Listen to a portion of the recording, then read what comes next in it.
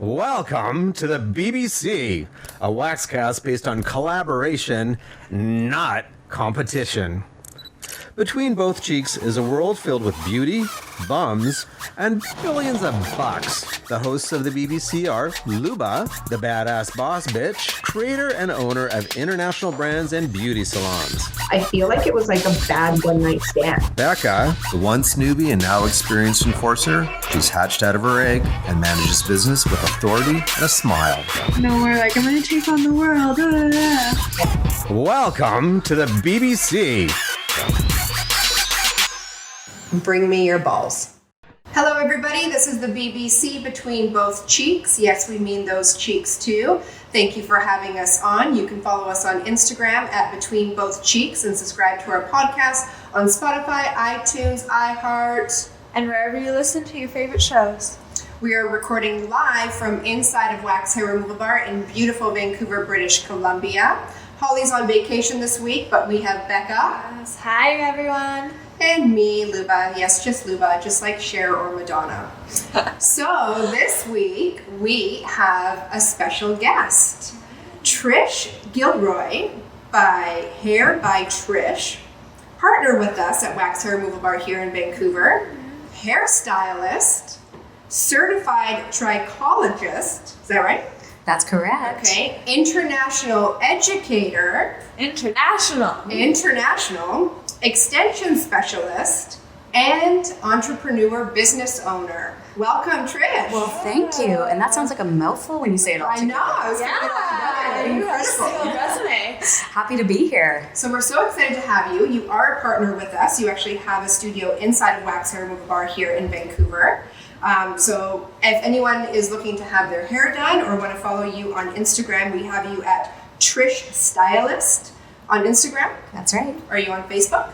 I am. Same. Trish Gilderoy. Fantastic. Okay. So tell us what a trichologist is. So trichology is the study of hair growth, hair loss, scalp disorders.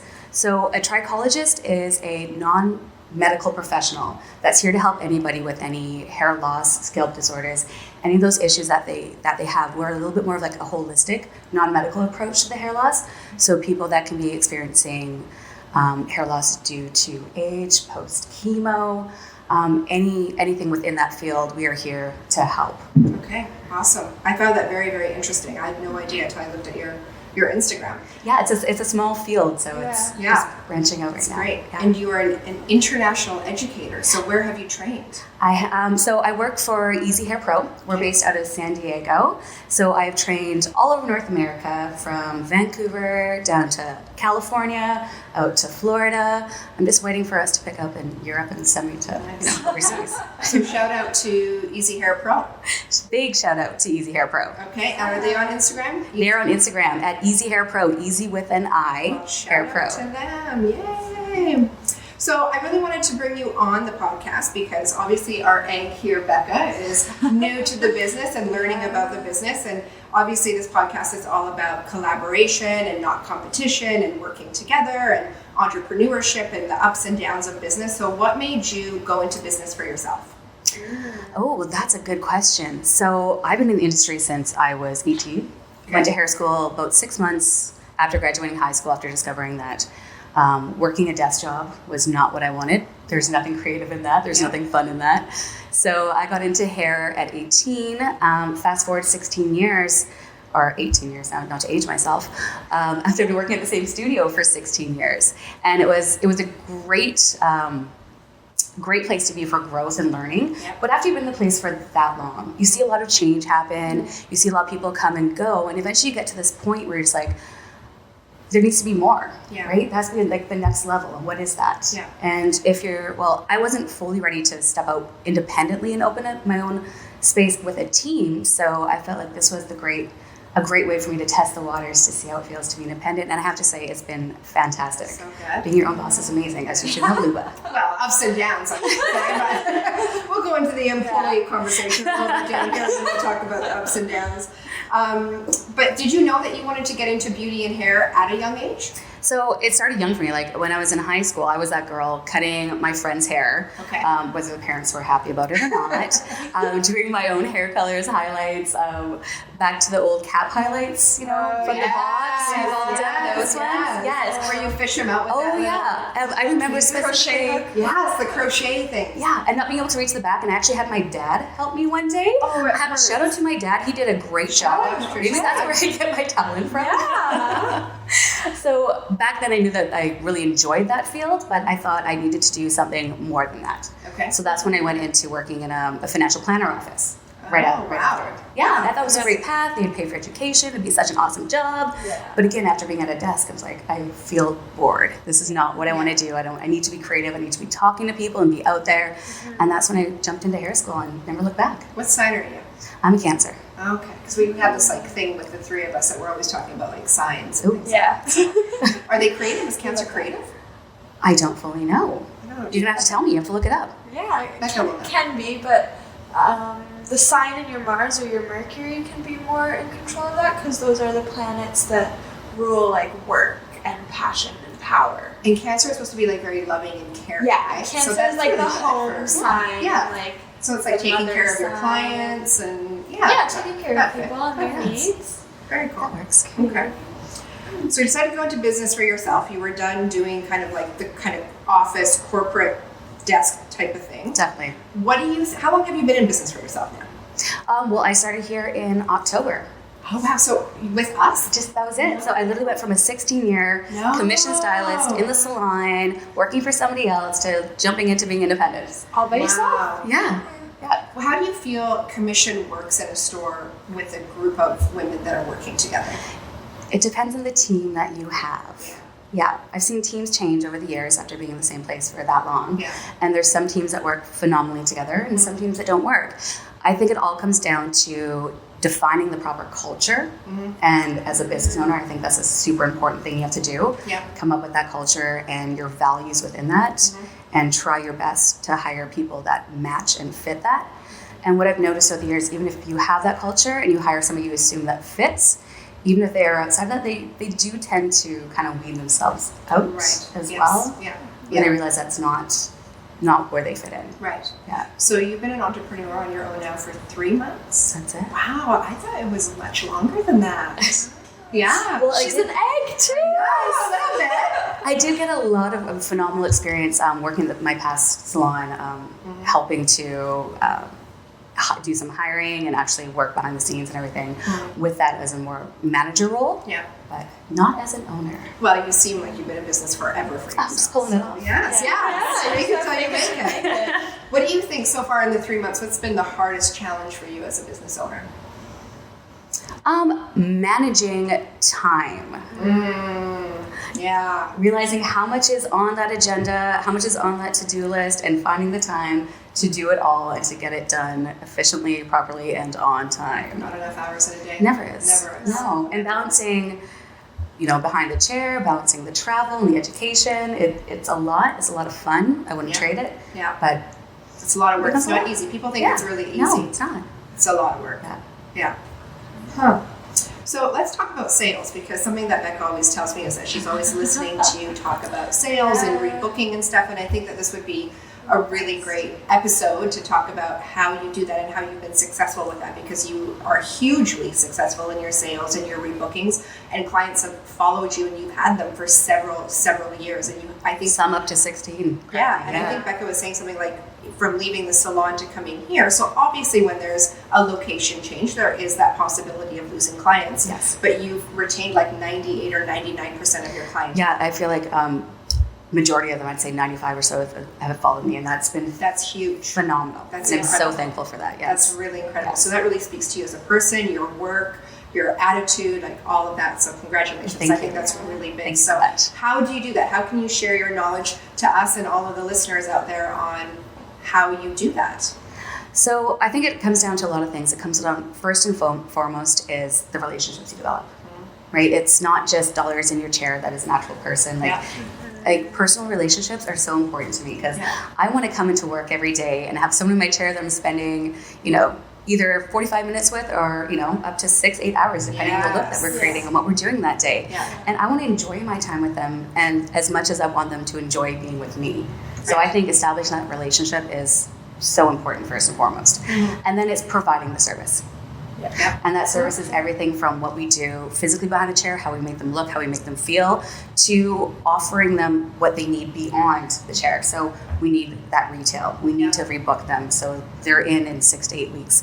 And that's not necessarily just for us. It's so we know that they can maintain what we've provided them with. Yes, absolutely. So it's not a sales pitch. No, 100% not. You don't go to your dentist and say, hey, I need to see you in 6 months, and be like, oh, no, that's fine. I think I'll just call you when I'm free. Exactly. Right? Yeah. So how do you because we've come across where if we ask, would you like to reschedule in 4 to 6 weeks, the answer is obviously closed, or the question is a closed question, and the answer is always no. Yes. So how do you approach that?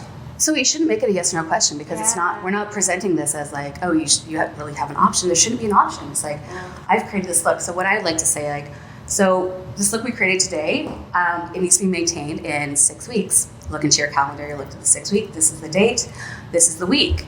So in this week, I could see you on Monday or Tuesday. What's best for you? Pick a time. So you're not necessarily giving them if you want to come back in, it'd be great to see you in 6 weeks. So, we could book you in now, or maybe, or kind of you could call or something. It just leaves it too wishy-washy. So it just take all that out of it. Say, hey, I want to maintain this look, and to maintain it, I need to see you in 6 weeks. 6 weeks is this date. I have this time and this time. What works best for you? Yeah. I think too that people today they're time deprived, and when they sit in a chair, they come into the waxing room or whatever it is they just don't want to make decisions anymore. I know I'm so tired that sometimes I'll just, even at a restaurant, be like, just bring me whatever is your favorite thing. Yeah. So I think maybe that's it too. It's like they just don't want to think, right? So if you give them kind of just the few options or the week, that everything is there. And who does not carry a phone around with them that has a calendar, has a schedule? Your schedule. Exactly. Yes. Just pull it out. Let's check it out. Let's get this in the book. And honestly, if the illusion of choice. And if they are at that point too, we're like, well, how about let's get this on the books. We have a 48, 24-hour cancellation policy, whatever it is that works for you. And if it doesn't work, call us within that time frame, and we'll find a time that's better for you. I love that. I really like that, so they don't feel like totally committed to it, but they still have an out. I really like the example of, and I used to talk about this in retail when I used to travel around the country and talk about sales and stuff. Costco does a really good job of making it really simple for the client, and the amount of time that the client actually, I call it customer, actually spends in the store is less than they would spend in like a Walmart or a Shoppers or something like that, because they only give 1 or 2 options. Right. So if you go into a Walmart and you're looking for headache medication, there's 6, right? They've got their private label, they've got Tylenol, they've got Advil, they've got, I don't even know what the other brands are, but everyone is standing around looking for the longest time. Yeah. But if you go to a Costco, they've got Advil. And you know that you need that, and you just take it and you're in and out. Their dollar value on their actual sales is a minimum of $100 that people spend on one visit. So easily done. Easily. And they're in and out in half the amount of time of other consumers that are going to other stores. So I think that kind of talks about what you just said about, this is the week, when would you like to come in? You've done all the work for them. Exactly. And given them just that really simple choice of... Break it down simple. Don't offer more than 2 days, 2 times, like chocolate vanilla, what's best for you. Exactly. Yes. Oh, I love that. Yeah. So talk about retail sales and how... Is that important for you? Is it important for the business? Is it important for the client? And how do you get them to add on a retail item? If we really talk this in the business perspective, where the profits exist, retail is where the profits exist, right? So this is where we really want to put a lot of focus on, because it's very important for the business. Not only is it important for the business, but again, we do a disservice to their guests that walk through our door. And if they walk out of here and they don't know the products to use, and they're walking up down the aisles in Shoppers Drug Mart, London Drugs, buying something on the shelf, that's going to do nothing for the look we've created or have the aftercare that they need when they walk out of here. Right. So it's so important for us to first and foremost educate and not come from a sales aspect. What we're doing is we're educating. Yes. We're educating and we're teaching, and we're just giving them what they need to maintain what we've created for them. Yes. Yeah. Yeah. So, I mean, super important. We talked about this too, Becca. Like, just to go off waxing sales alone is not enough to float a business to pay, the rent and the overhead and. Oh, when you get utilities, you pay what you pay your stylist. The profit. I think salon profit margin to be, if you're a profitable business, I think it's sitting at 6%, and that's profitable. Yeah, that's such a small amount. It is. Yeah. So everyone that's out there thinking that they're going to be an entrepreneur and make all this money and live this glamorous life, not so much. No, you do it for a passion first and foremost. Yes. Yeah. Yes. And the thing is too, I think with business owners is everything that we make, we somehow turn back and put back into the business. Yes. Right? I mean, your space in the back, you've renovated. It's absolutely stunning. Thank you. That doesn't come cheap. No, definitely it doesn't. But you want to do it because you want to create the space. You want to create the creative environment and create something your guests and your clients feel comfortable in. Yeah, for sure. So new to the business, as far as not the business, but having your own business, did you ever think about having staff? So again, working in the place I did for so long, I did have a lot of experience in terms of like personal one-on-one meetings I got to have and help grow teammates and sometimes have the hard conversations as well, dealing with different personality types. It can be challenging. Yeah. And my first step was like, okay, can I manage myself first independently before I want to manage a team? Because it's sometimes like wrangling cats. It's a lot. Yeah. What's one of the hardest conversations you had to have? Can you talk about that? I think it was in terms of like just disciplinary, when somebody has repeatedly done something over and over again and you've had to have the conversations and you're like, okay, this is literally your last strike. You have one more to go. I don't want to have this awkward conversation that we have to go through this again. And you're dealing with a person, you're dealing with their emotions, and you see it on their face one-to-one, and you have personal relationships with these people because you work so close with them. Yes. So it's hard not to develop friendships and to sometimes have those friendships override the business side, and you might give a little bit more leeway than you should as a business owner or manager. So that can be a big challenge, I find, especially in such a tight-knit group or industry. We just had a listener write in about that specifically. Like, what do you do when you've had the same conversation over and over and over and they don't see any change? Any suggestions? I think you just have to get real and a little bit tough with it. I mean, you have to have unfortunately it sounds so formal, but write it up. You have to do it. Like if you're choosing a 3-strike method, if you're having this is the last conversation, you do have to take the personal side out of it, take that hat off, put the owner hat back on, put the business hat back on, and think bigger, what is best for your business? Is this person and their behavior good for your business? Yeah. Right? So that's what you have to look at and think most in those situations. Yeah, for sure. We kind of have that, right? 3 strikes, you're out. Yeah. It's kind of how we run. And I think it's good. Yeah. Write people up. I've been written up. Yes. Ooh. Yes, you have. And look at you now. Just one. So that was fine. And it was deserved, so I can't argue. And you took it well. I don't. Yeah, I don't. So Luba has a nickname. Some people call her Titler because she's Hitler with tits. Oh my goodness, I love that. Here we go. I don't see it though. Tell me more. Oh my God. Well, you'll have to catch up on the podcast because it's out there. So we did I can't believe this is taking where's the wine? Where's the wine? This is the first one. So I was dealing with an employee that didn't show up for a mandatory staff meeting, and she was only on board for just a very short amount of time. And she didn't show up, and it was mandatory, so I terminated her. And she went on every form of social media and said that working for Luba was like working for Hitler with tits. Oh, that's so the gays named me Titler. Yeah, that was a lot. That's the stuff that you get to look forward to with having employees. Right. Hopefully they won't name you Titler. But but Becca doesn't see it. No, and I've been written up, but like it was logical and I deserved it, so I didn't see But that's the relationship. Kind of unjust wrath. This is what's important for the relationship. So you can still have the business relationship, but you can still have a personal relationship as well, and be able to separate the two of those when necessary. Yeah. I think that's the ideal. It's just it's a respect thing. And when I used to work with the girls at Counter, One of my employees, Clara Danes, shout out to Clara, she would say to me, I would know if I came in and you were in boss lady mode. She called it boss lady mode, where it's just like, we have shit to do and this has to be done. And once it's done, then we can, be friends and go have a coffee and all that. But there was that boundary of friendship and boss. And that was the best team. Like when I was in that corporate level, the best team that I ever had, and they understood that, and we both, like, everyone respected each other in that store. So yeah, so that was good. That sounds ideal. Yeah. I wish they were all like that, but in a perfect world. Yeah. So let's talk about suppliers. How do you choose what to bring in? So I've been lucky to have been introduced to great products in my career, and also I worked for a company as well. So I worked as a pure artist with Pureology, and got to experience the products and the brand and what they represent.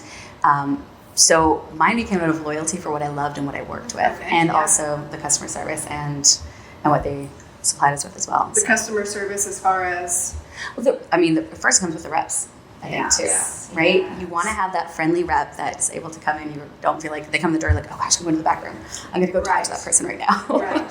Yeah. So what would you do if you had a line that you loved, but the rep wasn't the best and the company wasn't the greatest to work with? How would you deal with it? Would it sway your decision? Honestly, it would, and it has. I've seen that happen before. Mm-hmm. I've seen great product lines out there that do have reps that maybe are a little too aggressive or don't have the right approach or don't take the hint that it's maybe not the ideal time to be there and talking about things, and have it definitely put people off, for sure.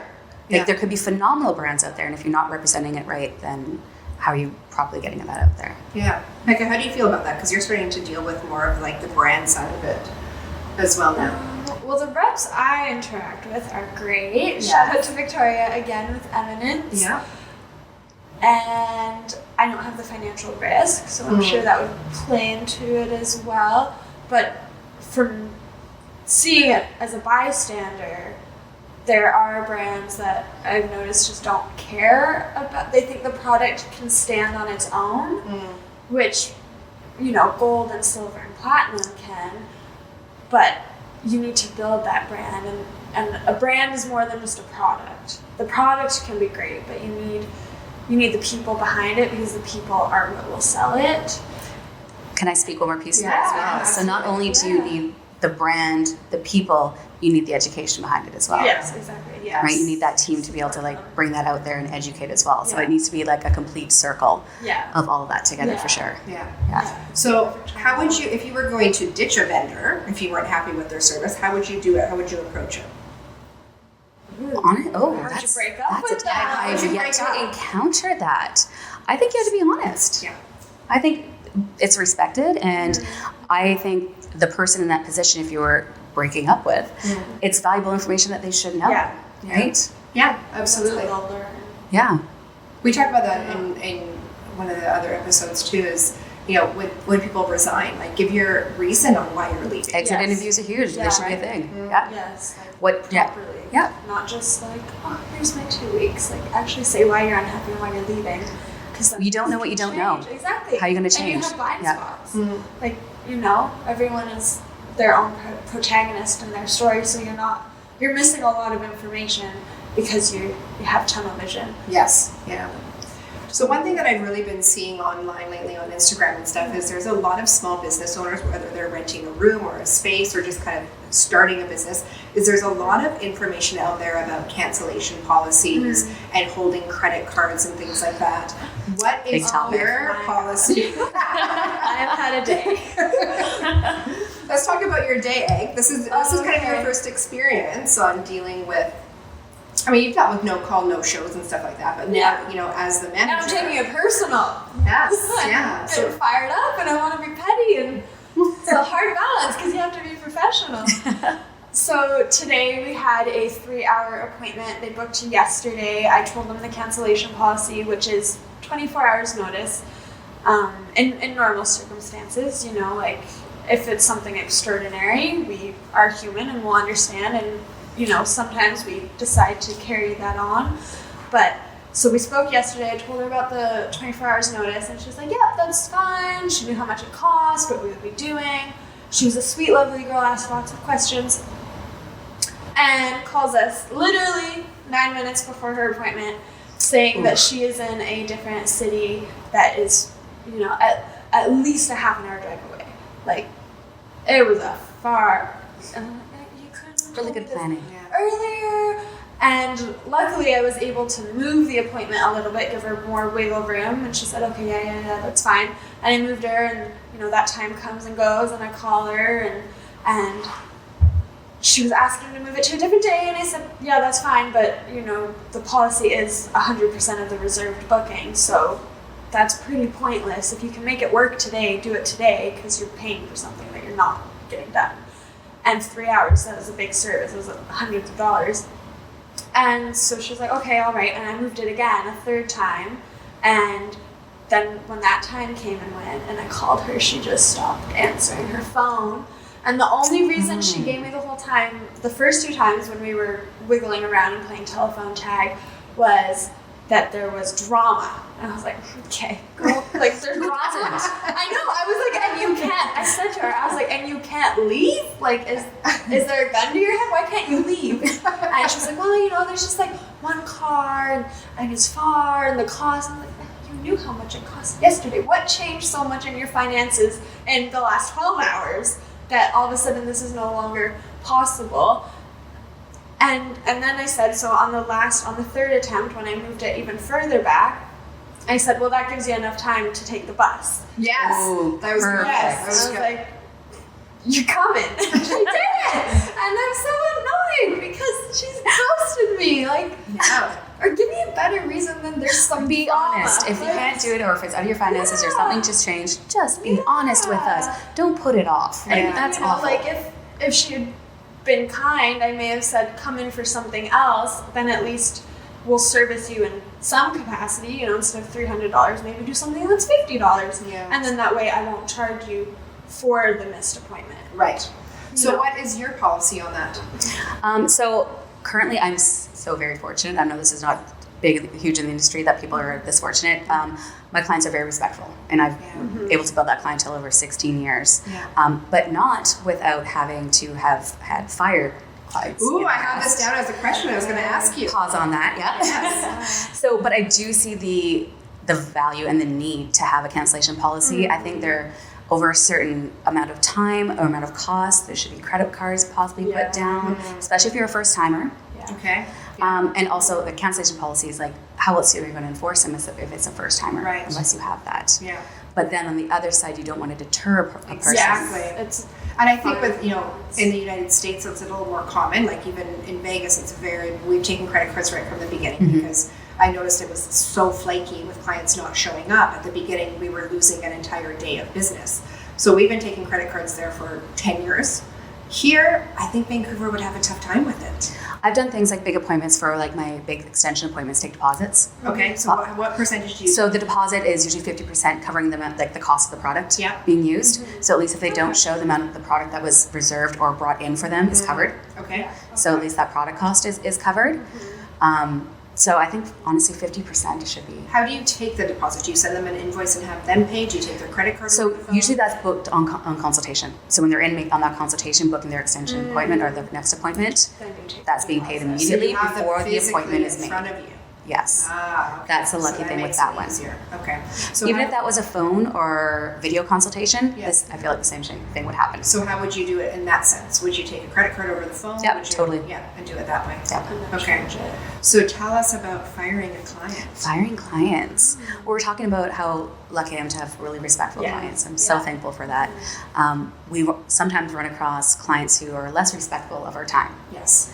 So we get those repeat offenders who will make the appointments, even pre-book months in advance. I got this date, it's fine. They'll call, maybe change it a few times within a few days before. Okay, that's fine, that's happening. But then that morning of call that you get, Yeah. something's happened, I just can't make it, excuse. So when this happens 3 times for me, So 3 strike rule still. still, you know, like I do want to give benefit of the doubt. Life Yes. happens, Yeah. things happen. Yes. Yeah. When someone walks in that door, we don't know the life they just lived when they walked in here, Exactly. right? Yes. So we don't want to judge, we don't want to hold that against them. Yeah. But if it's a repeat offender, and this is a common thing that happens, then the conversation needs to be had. And the conversation for me goes, it's blunt. Like, this is when I was a commission stylist. I'm like, so what happens when you're calling right now, when you're canceling day of the appointment, you're literally taking money out of my pocket. Did you say that? Yes. That's how you, yeah. Yes. So by you not being here is affecting my paycheck. If you had called like within our timeline, the appointment would have been filled. And this has happened multiple times. And I just need to be honest that if you want to make an appointment, we can no longer book in advance. Yeah. The best I can do for you is call day of. Yep. And if I'm available for that, I would love to see you.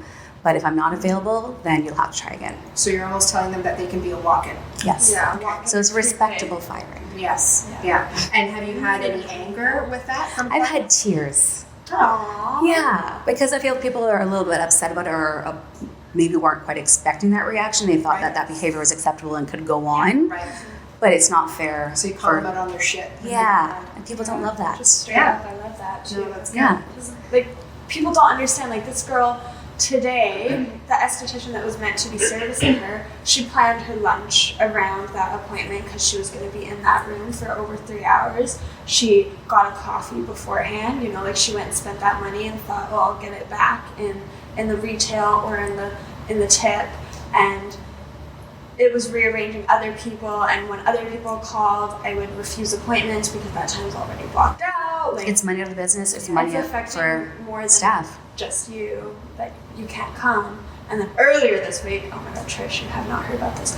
Earlier this week, I'll let it speaking out. of cancellation policies, we did have a band client that came in, and I could see that, and I just said, okay, well, if we pay for the missed appointment last time, we can take you, that's all fine. She was like, yeah, like she was understanding, it was all good.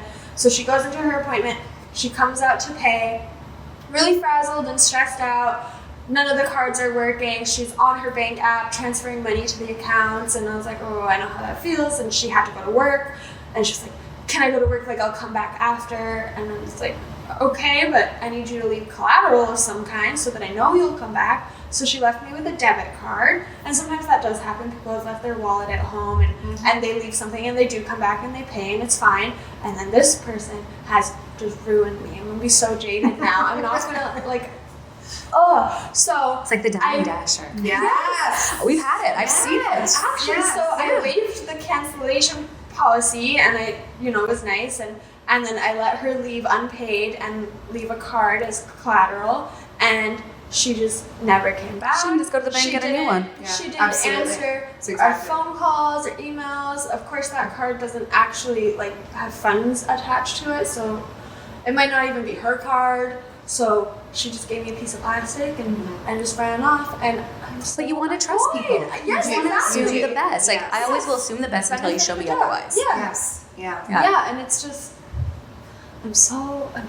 So now- personally, now the because egg, it was to yes. my face, and I was like doing her a solid and being nice, and I was like, wow, Becca, you're such a good person. And she just ghosted me. Like, I don't know, at least call back, or like, It's sad that it I is. don't know. And it's somewhat waxing. common. Like, Yeah. if you don't have money to get a wax, you can shave. Like, you'll be fine. It's cheaper than walking in here, right? Like, Yes, like what No are better. you doing? And it was just like underarms. Like, you can shave. Like, you'll be fine. Why are you wasting my time? But it's just really disrespectful to Yeah. the girls, right? Like, you as the professional, that's like putting that time aside as well. Yeah. That's what really, really irks me on it. We had a situation in Vegas years ago. It was a gentleman he was a regular client, not super regular, not every 4 to 6 weeks, but regular enough. And the business was still fairly new at the time. And my entire lobby was full of people. So there were 6 people waiting for appointments. And I heard the receptionist walk to the back to my office, and she's like, we have a problem with, let's just call him Troy, I don't know. He only brought an American Express. And at that time, we didn't take Amex. And Troy knew we didn't take Amex because he'd been there 12 times before. So I walk out to the front and I see a starter kit on the desk as well. So not only did he have like intimate services done, right? He had like the full Brazilian and maybe some bleaching and all of that. So a decent amount of time, a decent bill. But now you're throwing a $45 product on top. And I remember thinking, like, my gut, and I think this is something as women and business owners we don't we don't really listen to, and we really need to listen to our guts. Because Yes, it so true. speaks so much. Because every time I've not listened to it, I've regretted it. Yeah. And I remember my gut was like, no, do not let him leave. And I remember looking at all the people in the lobby and was like, oh, they're all going to think I'm a bitch. Yes. Yeah. Because like you said, you don't know what his life is when he Right. walked in, Yes. right? Like, what is he going through? You know, was there a death in the family and your brain is all foggy and you're not thinking straight? Yeah. You actually forgot. You actually your other forgot we cards. didn't take American Express. So I just looked at him and I said, Troy, I'm going to do you a favor today, and I'm going to let you leave as long as you call in before 8 p.m. and provide the girls a credit card to put through. Yeah, no, I got it. And I was like, I said it loud so everyone could hear. And I was like the good business owner. Yeah. And this is such a great place. And he's like, well, I want to get this starter kit as well. And again, my gut was like, don't let him do it. Don't let him do it. And I was like, okay, so this is how much your bill would be. It was like, I don't know, 186 or something. So I said to the girls, I had a meeting with my accountant across the street at a restaurant. And I said to my girls, please text me and let me know when Troy calls in with the card. 8:05, no call, and he's not picking up his phone. Not surprising. So fast forward to about, 8:30, 8:45 p.m.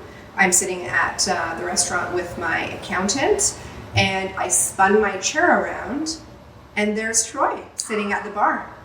No. How perfect. Really? Yeah. Across the road? And I was with, Oh my God. I was with my accountant Justin. So shout out to Daddy. Hi, Daddy. And I just turned around and I went, because I couldn't believe my eyes. Yeah. Like, this is really happening. And I just went, Troy. And he turns around and I put my hand up and I waved him over like this. And he got up. Oh my God. And he walked to my table. Beckoning him. Oh my God. And Justin, my accountant, goes, what the fuck is going on? And I'm like, that's the guy that owes me money. Because I sat down and I was like, this fucker. She's gonna collect. Right? I was like, mm-mm. So I walk over and I was like, did you get to that home and get that credit card to put through today? And I went in my purse and I took out a piece of paper and a pen and I said, so go ahead and pull out your card so I can write down the number and take the payment that's owed today. And I'll put this new card on file so we don't run into the problem of you only bringing American Express. And he pulled out a card. Yes. And I wrote it down, and then I looked at him and I said, and how much gratuity would you like to leave your esthetician? Good. So good. Right? And he was just like dumbfounded that this whole thing was happening. My accountant at this time had left the table because he was so uncomfortable. And then he goes and he sits back down. Justin, the accountant, comes back and he's like, you're like the Canadian fucking mafia. I'm like, who does that? Who does that? So, you know, Just gotta collect your money. You got bills to pay, you got staff to pay, and what really upset me was like, someone just waxed your balls, dude. And Yes. you're gonna walk out with not even paying for the service and leaving a tip. Like, the tip thing like really pissed me off. So I packed up my shit and I said, Justin, I'm like, I gotta go. And he's like, where are you going? And I was like, I gotta run this card. And I left the meeting. Before he Yes, and I drove to the store and I put it through. good for you. If only that opportunity existed every time that happened. Do you imagine? Yeah. Like if I see this girl at a coffee shop or something, I'm gonna hang out with Luba. I would be so mad. I was so lucky. I was so lucky. But So, in that situation, they're at the counter. They can't pay for whatever reason. What do you do? Like, what do you do? you can't hold them hostage. They're not gonna. That's the thing. This Start is spending honestly money. the challenge. You can have collateral. You can do something. I think honestly nowadays, like if like, oh, I just need to run to the car and grab something. Okay, cool. You have a cell phone. Leave that here. Like, if you're a first-time client and I don't know you, I don't want to be disrespectful, but at the same time, I don't know you, and I don't know that you're trustworthy if you're going to have to do that. But it's also such an awkward conversation, and typically your front end staff is, younger, newer. Yes, yeah. And that's a really hard conversation for them to have. And it's shit that they shouldn't have to deal with. And shame on the people that come in and put that shit on them. Yep. Right? That they yell and they scream, or they, don't have, like, to put them in that situation. Come on. This is why hopefully, like it's great as a team, like you'll have like a manager in the building or someone you can call on to help. Like I've had situations where I've been in the salon where the owners have left and a young stylist was doing a blowout on this woman, and for something, obviously something's going on in this woman's life that she was just unhappy, and no matter what service this young stylist was providing her, she was not going to be happy. So she started berating the stylist, saying, this is an awful job. Why did you get in this industry? Why are you doing this? This is all wrong. Stylist still blowing out her hair, tears running down her face, blowing out her hair. I could see us from across the room, like, okay, this is not cool. I go over there, tap the stylist on the shoulder, excuse her, go to the back room, and I go to take the cape off the woman. I'm like, you need to leave. This is not okay. You cannot treat our staff like this. She's like, I won't want to leave here with wet hair. I'm like, sorry, there's a salon across the road if you want to get that finished. Like, we will not service that. Like, that is not okay behavior. Producer, do we have applause? But it takes experience and time behind the chair. Exactly. Yeah. So for those that are new in the industry, and if you have that happen to you, not okay. No. Yeah. And like we've been in situations too where, because I am international, that sometimes I'm not there, right? And we've been a small business where we necessarily didn't have a manager in the store. So these poor girls are dealing with it, right? Shout out to the girls in Vegas right now, because they're working very hard without a manager right now, and they're holding it together and doing all the right things. And they've been, some shit's been thrown on them by clients that just shouldn't be. Yeah. I'm a little more unforgiving with stuff like that, if you haven't noticed. Did you start out that way? I was worse. Oh, okay. Hey. So it's not just she was meant for this. Business now. Well, no, it was still about, I guess so. I always take ID. So I always say that I need your driver's license. And if they don't want to give me their driver's license, then I take a photo of their driver's license. Smart. And then what I do is, if I call and they don't get back to me, this is what I used to do when I had maybe a little more time. I would call the police and I would file a police report. Good. Because it's services or product stealing. And nowadays, if you have that photo of their license, there's this great thing called social media. We have certain groups on social media that you can be posting these on, which I have seen businesses in the industry do. Like, hey, there's or a camera shot or an ID or something. Blast them out there, get them out there, say this is what's happening. We had another partner here, she was with us for quite a few years, Holly, Microbladingbyholly, so shout out to Holly. She had spent hours with this client doing her brows, and she didn't pay her.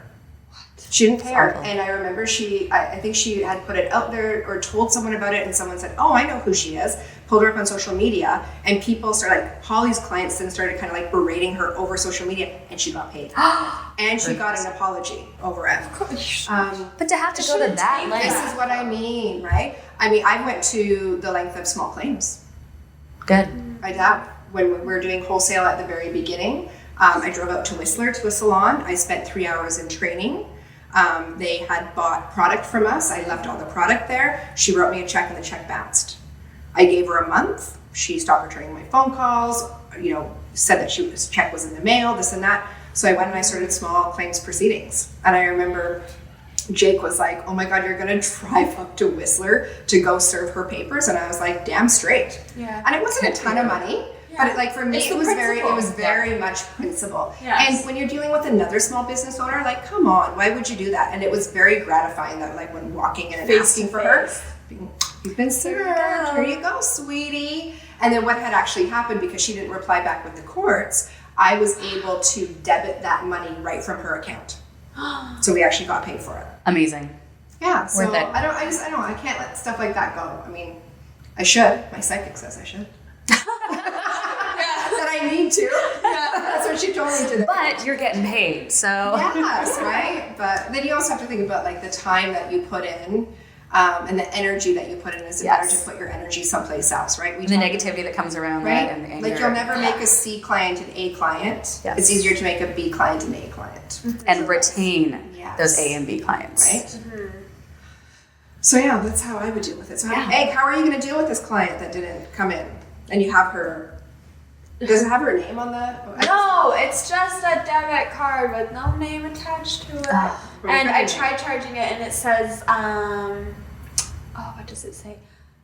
I think it's one of it must be for a savings account or something. Like it doesn't register. Oh, she went out and got a new card. That's what happened. Yeah, she canceled it. Yeah. That happens with us in But I Vegas. did it like right away. So, or she just gave me like an old one, but it wasn't expired yet. I don't know. But so next time I'm going to take a picture of driver's license or ask for something more substantial to be left. Mm-hmm. I think the driver's license is good. Yes. Yeah, And it's a little bit more serious, Yeah. right? Yeah, and then you can just say that I'm filing a police report. Yeah. Yeah. That sounds really petty, but It's sad that it should never have to come down to that, right? No. Because this is a business about personal relationships. Yeah, And to and, have like, like something look, like that it happen is, does. yeah, it's Yeah. awful. It doesn't For sure. it shouldn't have to be that way, but we did send her an invoice because we have her email as well. yes, That I would way send for the- invoices every day. We Yeah. send a reminder every day. Multiple. Yeah, it's like, are you going to change your whole like personal email? But when it happened and I got personally offended because, you know, it was like to my face and I was like, I was being a nice person. I didn't have to be. A thought crossed my mind and was like, where can I go on the internet and sell this card's information? Oh! I wouldn't because it's attached to my work, but I had that thought because that's how like angry it made me. I Yeah. was like, I want to put this on the black market or like we're gonna get you back somehow, which is not Karma will. Karma's a bitch. Well, it's just Yeah. sad because I feel like in that Yeah. situation, she's coming in with the intent. Yeah, Yeah. That was, like, she would have known premeditated. the whole time. Yeah, it's crummy. So, It is. Yeah. clients, be nice out there and pay for your services. Yeah. But the great thing is that we're talking about the bad side. There's so much of Yes. the good Yes. side and the And good we ones that always support the notice business the and we bad love part. having. Yeah. Yes. Yes. And This it was is like the all of your clients, 60 small few. years, like, Yeah. Yeah. right? But it's always nice to see on how other business deal with it, and you know, Yes. and for those people that are out there listening, on how do you deal with it? Because it's obviously become an issue because I see so much of it on Instagram right now. We're updating our cancellation policy. We're taking credit cards, so it's obviously an issue out there for everyone. So if we can shed any light to anyone, You should open a chat group about this. yeah. Well, that's what this podcast is. Yes, There you go. Someone exactly. talks about like the ins and outs. Yeah, everyone thinks it's really easy and it's fun, and we all make a ton of money. And We wish. yes, Yeah. We'd all be living in, you know, West Side mansions, driving our Teslas, but you know, yeah, right. we do this out of passion. We do, absolutely, absolutely. So Trish, what is some advice to new entrepreneurs out there starting? Do it. Oh, Just dive in and do it. dive into it. It's always scary. It feels like it's a big step to do. Like it's the thought of everything that you have to do. I would 100% just say do it. It is rewarding, even if it's not initially financially rewarding because that's not real life. But just to be out there, to be having your own vision, your own goals, everything the way that you want to do, and creating your own brand, eventually your own cultures around that, that is the reward. And to be able to eventually grow other people, that's huge. Jump in and do it. So those of you that want to see Trish, please follow her on Instagram, Trish Stylist. That's TrishStylist. Did I get that right? You got that right. Fabulous. Trish, thank you so much for joining us today. Thank you so much for having me. Let's crack the egg. Okay. Egg, any questions for Trish Trish. or anything in regards to business or anything that you want to know? I feel like I pick your brain all day anyway. I'm here all day. I do every time. I'm like, Trish, how do you do this? Trish, how do you do this? And this is the joy about being in the industry for so long, to be able to, like we said, help people that are newer in the industry and give them the advice and, And that's information. really cool because it's hard to come across someone like you with the whole don't compete and collaborate. It's very hard. Do you find that in this industry? It can get a little ego-based Yeah. at times, definitely. So it can be hard to find. So when you find those people, it's great to form those groups and have those collaborations. Yeah, absolutely. The egg is thinking. Ooh, yeah, I put her on the spot. So many Dun, dun, questions. I have so many. So with retail, you want to maintain results of what you did today. How does that conversation actually go? So the best thing is, so look at Creative You today. These are the products that I used, A, B, C, and D. Bring it up to the counter. They don't have to have the commitment to buy it, but just in this situation where you have a front desk person, you have a front end, bring up those products. This is what I used. I used A to do this, B to do this, C to do this at home. This is how you'll do it. I'm going to leave these with you and Becca. You can take home what you need today, and Becca will help you with that. I love that. It's a good conversation. So it takes the sales out of it. This is what I recommend. Why? Yeah. Up to I you. actually used it. Yeah, and how I used it, and then up to them what they want to take and use. I love that. Yeah. Okay. Because again, it's not sales. You're presenting it as what they need. You happy with that egg? Does that work? That's good. Okay, great. So Did all the other wax girls get that? yes, exactly. Trish, can people book in if they are someone who wants to go into business for themselves or wants to learn extensions, anything like that, or this trichologist? Trichology, you got it. Trichology. Can they reach out to you and book personal one-on-one training with you? So I do not currently do one-on-one training. I go through Easihairpro for my extension training. Okay. And as a certified trichologist, I'm not an educator as a trichologist. Okay. I'm a person helping with hair loss currently. But if anyone wants information on that or is going through anything themselves and would just like a person to talk to and see what options exist, definitely reach out to me. You gave my Instagram. You're free to DM me at any time, and Slide I will into her DMs. slide into my DMs. Slide into her DMs at Trish Stylist. Thank you so much for joining us today. Thank you again for having me. Good night, everyone.